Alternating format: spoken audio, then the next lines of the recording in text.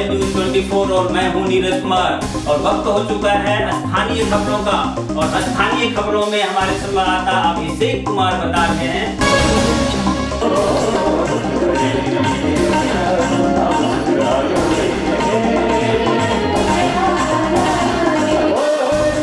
सभी बड़े शहरों में और अमेरिका के 22 बड़े शहरों में मिलकर 3000 से भी ज्यादा बेहतरीन प्रोग्राम पेश किए, और यही स्वर्णिनाद आज आपके सामने पेश करने आई है सुरीले हिंदी गीतों का एक अनूठा संस्कार। जागो हिंदुस्तान। 15 अगस्त 1947 इसी दिल्ली के लाल किले पर से अंग्रेजों का यूनियन फ्लैग जो पिछले 150 सालों से वहां लहरा रहा था, उसे नीचे उतारा गया और उसकी जगह ले ली हमारे तिरंगे ने। हम आजाद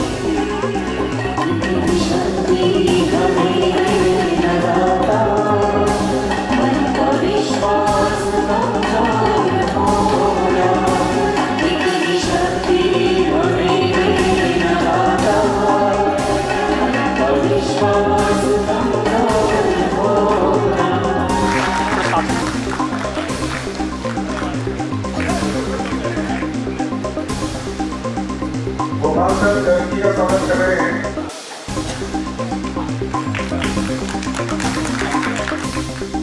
कुणाल जी का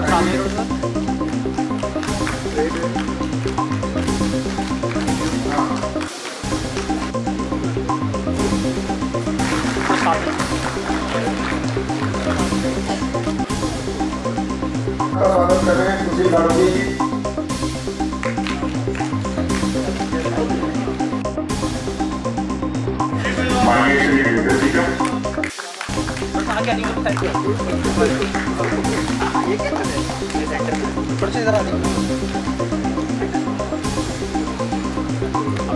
हमारे राष्ट्रीय मानव जी के स्वागत के लिए मैं आमंत्रित करता हूँ। एक सूचना देना चाह रहे हैं हम। मंच पे आए, जी मंच पर आए, जी फटाफट जल्दी से, क्योंकि 5 मिनट में इलाज खत्म। थोड़ा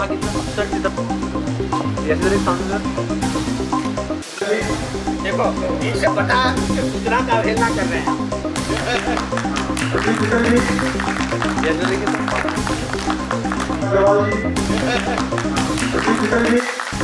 नमस्कार, आप देख रहे हैं मोबाइल न्यूज 24। मैं हूं अभिषेक कुमार। इस वक्त हम लोग फरीदाबाद सेक्टर 17 में हैं और यहाँ पर वनवासी रक्षा परिवार द्वारा एक कार्यक्रम का आयोजन किया गया है। कार्यक्रम शहीदों के सम्मान में है, एक शाम शहीदों के नाम यह कार्यक्रम है। लेकिन इस कार्यक्रम की जो विशेषताएं हैं वो कई तरह की है। तो सबसे पहले संस्था के जो कार्यकर्ता हैं, खास तौर पर मैं कह दूं अध्यक्ष, तो कोई अतिशयोक्ति नहीं होगी। सर अपना परिचय दें। हम वीरेंद्र वनवासी रक्षा परिवार, ये जो संस्था है इसके संगठन प्रभारी केंद्र। सर ये संस्था किस तरह से काम करती है? यहाँ हजारों लोगों की भीड़ है। ये वनवासी क्षेत्रों में काम करती है, सुदूर जंगल पहाड़ झुग्गियों में संस्था काम करती है। आज 64,418 गाँव में इसके संस्कार केंद्र साप्ताहिक पाठशाला चलते हैं, जिसके माध्यम से वनवासियों के बीच में उनके स्वास्थ्य, उनका विकास, कृषि, गोबर आधारित कृषि, सरकारी योजनाओं के कार्यान्वयन और साथ साथ तो समाज व्यसन मुक्त हो, ये प्रयत्न ये संस्था कर रही है। पंचमुखी शिक्षा के माध्यम से आज देश के 64,400 गाँवों में ये संस्था काम कर रही है। किस तरह से मैनेज करते हैं? किसी भी अच्छे काम को करने के लिए या किसी संस्था को चलाने के लिए बहुत बड़ी ज़रूरत है कि आपके पास अर्निंग के पॉइंट्स हो, आपके डोनेटर्स हो, तो आप लोग किस तरह से सहयोग लेते हैं? इस संस्था में बड़ी संख्या, हजारों की संख्या में हमारे सेवाव्रती कार्यकर्ता काम करते हैं। इनको 6 महीने का ट्रेनिंग देकर हम कार्यकर्ता बनाते हैं। वो उसी समाज के हैं जिस समाज में एक संस्था काम करती है। मुख्य हमारे आधार हैं। नगरीय क्षेत्रों में, नगरों में जगह जगह समितियां हैं, उनके माध्यम से ये गतिविधियां चलती हैं। ऐसे कार्यक्रमों का आयोजन साल में कई बड़े बड़े नगरों, महानगरों में, देश भर में ऐसा कार्यक्रम चलता है। इसके माध्यम से समाज जागरण और ऐसे समाज के सहयोग से ग्रामीण क्षेत्रों का, ये वनवासी क्षेत्रों का काम चलता है। गांव में जाकर जो गरीब गांव है उन गांवों को गोद लेती है। वहां शिक्षा में किस तरह से बदलाव हो, शिक्षा में किस तरह से उत्थान हो, ताकि भारत की जो शक्ति है एकीकृत की, उस पर खरा पुनः उतर सके। इस पर ये संस्था काम कर रही है। कुछ और लोगों से भी हम जानेंगे। श्री राम अग्रवाल। और ये जो कार्यक्रम किया गया है आज, क्या उद्देश्य है, किस तरह से काम कर रही है? देखिए, इसका उद्देश्य एक ही है। हम लोग सभी जानते हैं कि हमारे देश में आज़ादी के बाद से और धर्मांतरण बहुत तेज़ी से हो रहा था। जो वनवासी बंधु हैं हमारे, क्योंकि उन तक पहुंचना बड़ा कठिन था। जब हम गुलाम थे तब अंग्रेज जो है वनों में अय्याशी करने के हिसाब से, छुट्टियां बिताने के हिसाब से जाया करते थे। और उन्होंने ये हमारा जो वन क्षेत्र है, जिसमें हम उत्तरांचल में अपना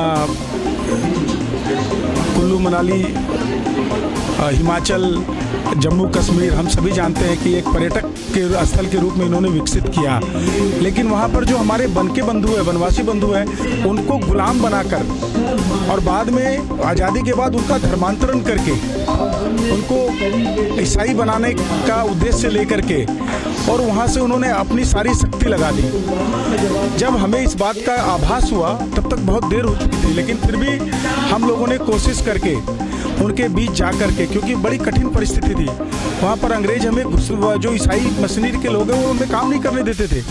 फिर भी हम उनके बीच में जा कर के, उनके साथ रह कर के, और उन्हीं में से उन्हीं बंधुओं को अपने पास ला के शहर में उनको पढ़ा करके, शिक्षित करके, और वापस उनके गांव में उन्हीं परिवार में भेज करके, और जो शहर का जो कल्चर है, शहर का जो वातावरण है, जिस पर उनका भी अधिकार है, ये सारी चीज़ें, सारी जिम्मेदारियां उनको हम सिखाते हैं। आज जो वनवासी रक्षा परिवार है, आप नाम से ही समझ सकते हैं, हम उन वन बंधुओं की रक्षा, हम उन वन बंधुओं को हनुमान जी की तरह देखते हैं। और हम जो शहर के लोग हैं, हम इस शहर को राम की तरह देखते हैं। तो आज क्या है, हम शहर के लोग हैं, हम संसाधन से लिप्त हैं। आज यहाँ पर कोई चैरिटी की जरूरत नहीं है। आज वास्तव में चैरिटी की अगर देखा जाए तो उन गाँव में, उन वन बंधुओं के बीच में जरूरत है, जहाँ की 3-3 माताएं एक साड़ी में और अपना जीवन यापन कर रही है। आज भी जहाँ बच्चे गंदी नाली में से चावल उठा करके खा रहे हैं, तो उस क्षेत्र में हम काम कर रहे हैं। हमारे इस समय आपने सुना होगा 65,000 प्रकल्प चल रहे हैं। 65,000 गाँवों में हमारा काम है, और हम वहाँ पर 5 पंचमुखी शिक्षा देते हैं, जिसमें शराब छुड़ाना, अच्छी खेती सिखाना कम लागत पर, जो हम गाय पशुपालन करना, जो गाय रखना, पहले हम, आजकल हम, क्योंकि ट्रैक्टर बहुत महंगा है, हम उनको बैल से खेती करना सिखाते हैं। क्या संदेश है सर आपकी संस्था के द्वारा? हमारे संस्था के द्वारा संदेश यही है कि हमारे जो शहर के भाई हैं, आज आवश्यकता है कि हम अपने जो वनवासी भाई हैं, जो गिरिवासी भाई हैं, जो हमसे कमजोर भाई हैं, उनको हम गले से लगाएं। और इसके लिए मात्र हम 4,000 रुपया प्रत्येक गांव के लिए, मात्र 4,000 रुपया। आप सोचिए कि हम 4,000 रुपये का सालाना व्यय पत्र देके और उन कार्यकर्ताओं से वर्ष भर वहाँ पर ये पंचमुखी शिक्षा का काम करवाते हैं। साथ है सर, कैसा प्रोग्राम लगा आज आपको? ये जो प्रोग्राम है, बेसिकली ये एक परिवार से जुड़ा हुआ प्रोग्राम है कि जिस तरह से हम अपने बच्चों के लिए एजुकेशन और खाना पीना की व्यवस्था करते हैं, वैसे ही वो परिवार जिनमें वहाँ एजुकेशन नहीं है, जहाँ खाने की व्यवस्था नहीं है, तो ये जो आपका पैसा जो आज जो भी ये 4,000 रुपये गाँव के हिसाब से लेते, वो मैं कहूँगा कि ईमानदारी की अपनी कमाई का जब पैसा वो जाता है तो सच्चे मायने में वो देश की सेवा है और अपना धर्म है उन बच्चों के लिए। आरसी चौधरी साहब हमारे साथ हैं और जानेंगे इस कार्यक्रम में कैसा लगा इन्हें आकर, कैसा कार्यक्रम रहा, चूँकि शहीदों पर यह कार्यक्रम है और देश की स्थितियाँ कुछ इस तरह है। देखिए, आज के दिन ये बड़ा शुभ घड़ी है कि देशभक्ति की जज्बा जो है हम लोगों में आने चाहिए। हम लोगों को ये समझना चाहिए कि ये देश हमारा है और हम इस पे गौरव महसूस करें।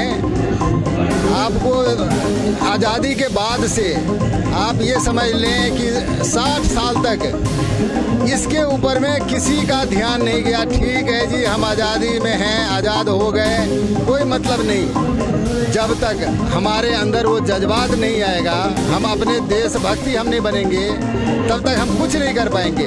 सबसे पहले अपने मातृभूमि के लिए देशभक्त बने, उसके बाद बाकी काम। सबसे पहले हम अपने देशभक्ति का परिचय दें, देशभक्ति को हम अपने दिखाएं, दुनिया वाले को पता चले कि इंडिया के लोग, भारत के लोग अब जाग गए हैं, देशभक्ति के ऊपर में सोचने लगे हैं और देशभक्त अब हैं हिंदुस्तान के लोग।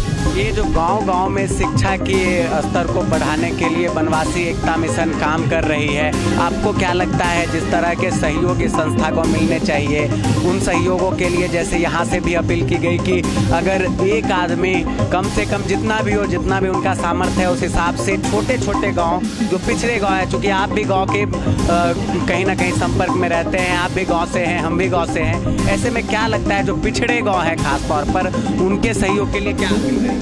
देखिए, सबसे पहले किसी भी पिछड़े गांव को हम लोग गोद लेते हैं।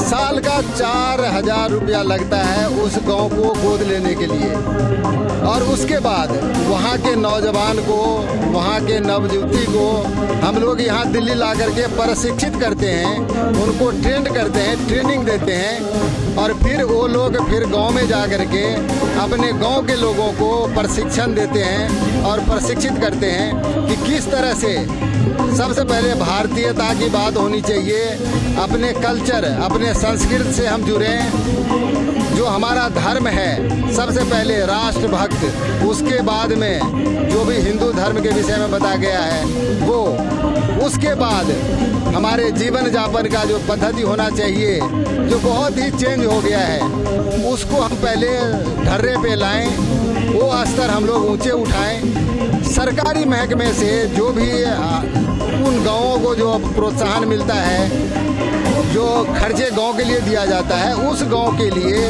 कैसे उन लोगों को मिले, उसका हम लोग बिचौलिए का काम करते हैं, उन गांव तक पहुंचाते हैं सरकारी योजना को।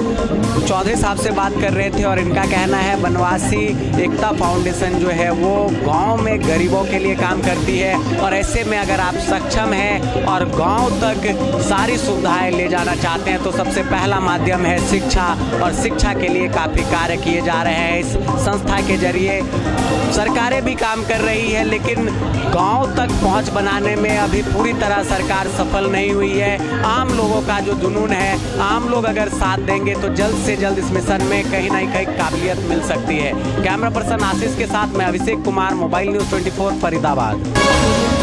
तो ये थी कुछ स्थानीय खबरें, और ऐसे ही खबरों के साथ अपडेट रहने के लिए आप हमारे चैनल को अभी सब्सक्राइब कर लीजिए, और सब्सक्राइब बटन के साथ में जो नोटिफिकेशन बेल है, घंटी है, उसे भी दबा दीजिए ताकि देश और दुनिया के तमाम खबरों से आप रह सकें अपडेट।